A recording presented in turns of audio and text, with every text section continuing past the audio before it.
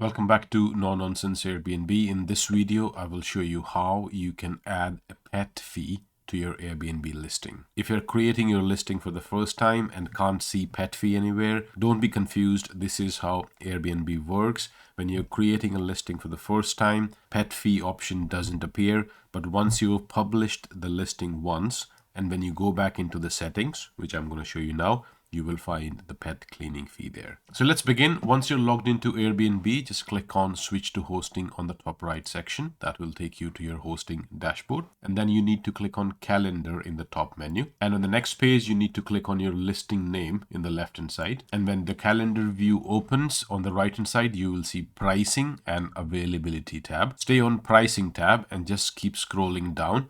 The last option you see on this page is additional charges. And under that, you will see fees.